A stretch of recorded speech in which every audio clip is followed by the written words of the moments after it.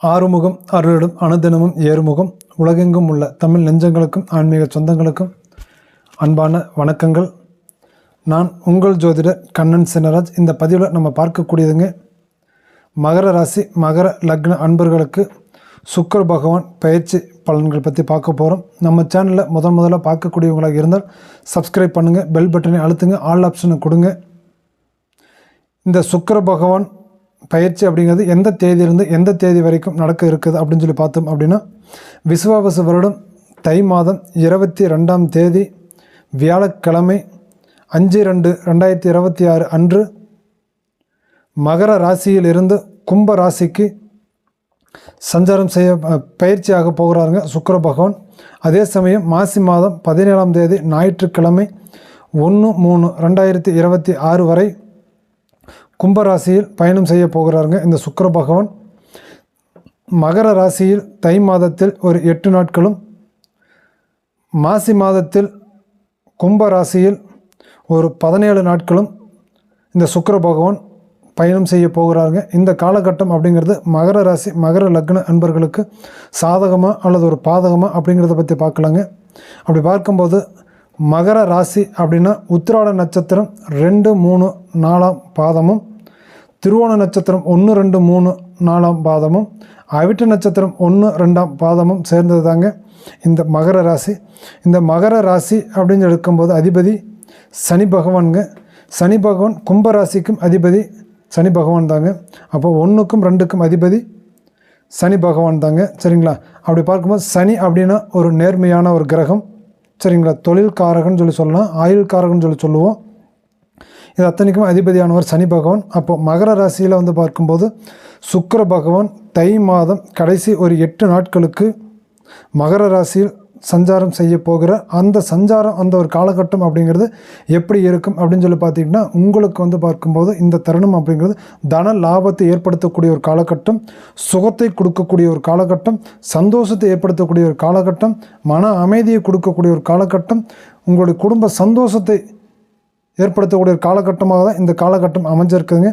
தை மாதம் கடைசி ஒரு 8 நாட்கள் அப்படிங்கிறது, சரிங்களா? அந்த ஒரு கடைசி ஒரு 8 நாட்கள் அப்படிங்கிறது பார்க்கும்போது இந்த ஒரு தருணமாக உங்களுக்கு கொடுக்கக்கூடிய அளவுக்கு இருக்குதுங்க, சரிங்களா?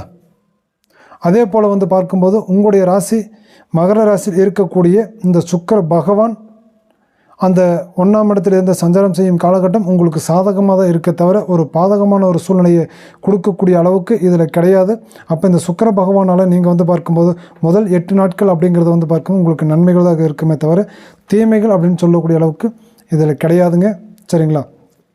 அதே போல் வந்து பார்க்கும்போது உங்களோட மகர ராசிக்கு 2ஆம் இடத்துல தனஸ்தானம் அப்படிங்கிறது தனம், குடும்பம், வாக்குஸ்தானம் அப்படின்னு சொல்லக்கூடிய ஸ்தானத்தில் வந்து பார்க்கும்போது கும்ப ராசியில் சுக்கிர பகவான் பயிற்சி செய்யும் இந்த காலகட்டம் 17 நாட்களுக்கு அந்த ஒரு ராசியில் பயணம் செய்ய போகிறாருங்க.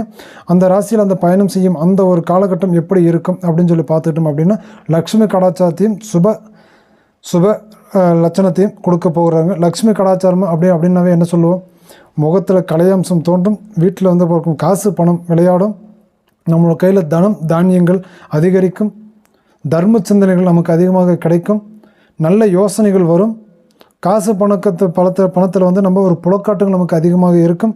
அது போன்ற நன்மைகள் நடக்கக்கூடிய ஒரு காலகட்டமாகத்தான் இந்த ஒரு காலகட்டம் இருக்குதுங்க, சரிங்களா? மகர ராசிக்காரர்களுக்கு 5ஆம் வீட்டுக்கு அதிபதி, அதாவது பூர்வ புண்ணிய ஸ்தானாதிபதியும் புத்திர ஸ்தானாதிபதிக்கும் அதிபதியான சுக்கிர பகவான் 2ஆம் இடத்துல வந்து நிற்கிறாருங்க. அதே போல் மகர ராசிக்கு வந்து பார்க்கும்போது 10ஆம் வீட்டுக்கு அதிபதியான சுக்கிர பகவான் தொழில் ஸ்தானத்துக்கும் கர்மஸ்தானத்துக்கும் அதிபதியான சுக்கிர பகவான் 2ஆம் இடம் தனஸ்தானத்தில் வந்து சஞ்சாரம் செய்யும் இந்த ஒரு காலகட்டத்தில் லக்ஷ்மி கடாச்சாரம் பொங்கும். தொழில் ஸ்தானாதிபதி உங்கள் 2ஆம் இடத்தை வந்து நிற்கும்போது தொழிலில் மிகப்பெரிய ராஜயோகத்தை சந்திப்பீங்க, தொழிலில் வருமானத்தை ஈட்டுவீங்க, உங்கள் வீட்டில் காசு பணம் தங்கும், உங்கள் பீரோவில் பணத்தை வச்சு பார்ப்பீங்க, பாக்கெட்டில் பணம் இல்லாத ஒரு நேரமே உங்களுக்கு கிடையாது. மாசி மாதத்தில் 1ஆம் தேதியிலேருந்து 17ஆம் தேதி வரைக்கும் உங்கள் பாக்கெட்டில் பணம் இல்லாமல் இருக்காது. சம்பாரித்து கொண்டு வந்து வைக்கல, நம்ம கூட கடன் வாங்கி கூட பாக்கெட்டில் பணத்தை வச்சுட்டு வீட்டில் பீரோவில் பணத்தை வச்சு அழகு பார்க்கக்கூடிய ஒரு காலகட்டமாகத்தான் இந்த ஒரு காலகட்டம் உங்களுக்கு இருக்கும், சரிங்களா? அப்போ அதே போல் வந்து பார்க்கும்போது இந்த சுக்கிர பகவான் என்ன பண்ணுறாரு அப்படின்னு வந்து பார்த்துட்டிங்கன்னா, உங்களுடைய ராசிநாதன் மகர ராசியில் சஞ்சாரம் செய்யும் இந்த காலகட்டத்திலையும், தனஸ்தானத்தில் சஞ்சாரம் செய்யும் இந்த காலகட்டத்திலையும் உங்களுக்கு சுகபோக ராஜ்யத்தை கொடுக்குறாரு. அந்த ராஜ்ய யோகத்தை அள்ளி கொடுத்துட்ருக்காரு. நீங்கள் நினச்சதெல்லாம் நடக்கணும், நீங்கள் அவங்களுக்கு பிடிச்சதெல்லாம் கைகூடணும், நம்பினதெல்லாம் அமையணும், ஆசைப்பட்டதெல்லாம் கைகூடி வரணும் அப்படிங்கிற அளவுக்கு இந்த ஒரு காலகட்டம், இந்த ஒரு 25 நாட்கள் அப்படிங்கிறது உங்களுக்கு வந்து பார்க்கும்போது அமைஞ்சிருக்குதுங்க. சரிங்களா? அப்போ அதே போல் மகர ராசி மகர லக்ன அன்பர்கள் தொழில் ஸ்தானம் எப்படிங்க இருக்கும்? தொழில் கட்டாயமே இந்த காலகட்டத்தில் நல்லாயிருக்கும். தொழிலில் உங்களுக்கு எந்த ஒரு குறை எந்த ஒரு பிரச்சனையும் உங்களுக்கு இருக்காது. சரிங்களா? தொழில் ஆதிக்கத்தில் நீங்கள் முன்னுக்கு வரீங்க, முன்னேற்றத்தை பார்ப்பீங்க, வளர்ச்சியை தேடுவீங்க, 4 பேர்த்துக்கு மத்தியில் கட்டாயமே நீங்கள் நல்லா இருப்பீங்க. அப்போ மகர ராசி மகர லக்னக்காரர்களுக்கு திருமண யோக பாக்கியம் எப்படி இருக்கும்? அப்போ திருமண யோகம் அப்படிங்கிறது பார்க்கும்போது உங்களுடைய வாழ்க்கையில் இந்த ஒரு நேர காலகட்டத்தில் கட்டாயமாக உங்களுக்கு குறை சொல்லக்கூடிய அளவுக்கு கிடையாது. நீங்கள் நினச்ச மாதிரி அமையும், நல்லது நடக்கும், நல்லதாக இருப்பீங்க. அதில் எந்த விதமான ஒரு மாற்று கருத்துமே உங்களுக்கு கிடையாது. சரிங்களா? அப்போ மகர ராசிக்காரர்களுக்கு அன்பர்களுக்கு காதல் திருமண யோகம் உண்டான பாக்கியங்கள் உண்டா அப்படின்னு சொல்லி பார்த்துக்கிட்டிங்க அப்படின்னா, காதல் திருமண யோகம் கட்டாயமாக லவ் பண்ணிட்டு இருக்கக்கூடியவங்க, காதல் செய்துட்டு இருக்கக்கூடியவங்க, ஆணாக இருந்தாலும் பெண்ணாக இருந்துட்டாலுமே, ஆணாக இருந்தால் பெண் உங்கள் வீடு தேடி வரும், நீங்கள் பெண்ணாக இருந்தீங்க அப்படின்னா ஆண் உங்கள் வீடு தேடி வந்து உங்களை வலுக்கட்டாயமாக உங்கள் திருமண யோகம் இந்த காலகட்டத்தில் கண்டிப்பாக நடக்கும். அதில் எந்த மாற்று கருத்தும் கிடையாது. இது தை மாத இறுதியில் நடக்கும். சரிங்களா? தை மாத இறுதிக்கு நடக்கும் இந்த பிரச்சனைகள். அதே போல் மாசி மாதம் 17ஆம் தேதிக்குள்ளே நீங்கள் காதல் பண்ணணுங்க, லவ் பண்ண மேரேஜ் உங்களுக்கு வந்து கண்டிப்பாக உங்களுக்கு நடந்து முடிஞ்சிடும். சரிங்களா? அதில் எந்த மாற்று கருத்தும் கிடையாது. ஓகேவா? அப்போ அதே போல் வந்து பார்க்கும்போது புத்திர பாக்கியங்கள், குழந்தை பாக்கியங்கள் கிடைக்குமா அப்படின்னா, கண்டிப்பாக குழந்தை பாக்கியங்கள் உங்களுக்கு வாய்ப்புகள் உண்டுங்க. நல்லது நடக்கும், நல்லா இருக்கும். நீங்கள் அதை பற்றி கவலைப்பட வேண்டிய அவசியம் இந்த இடத்துல ஒன்றுமே இல்லை. சரிங்களா? கண்டிப்பாக உங்களுக்கு நல்லா இருக்கும். சரிங்களா?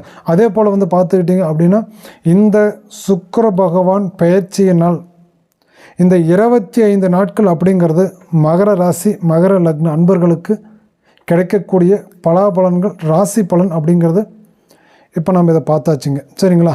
அப்போ இந்த பதிவு அப்படிங்கிறது உங்களுக்கு பிடிச்சிருந்தது அப்படின்னா நீங்கள் லைக் பண்ணுங்கள், ஷேர் பண்ணுங்கள், கமெண்டில் சொல்லுங்கள். மீண்டும் உங்களை அடுத்த பதிவில் சந்திக்கும் வரை உங்களிடமிருந்து விடைபெறுவது உங்கள் ஜோதிடர் கண்ணன் சினராஜ். நன்றி, வணக்கம்.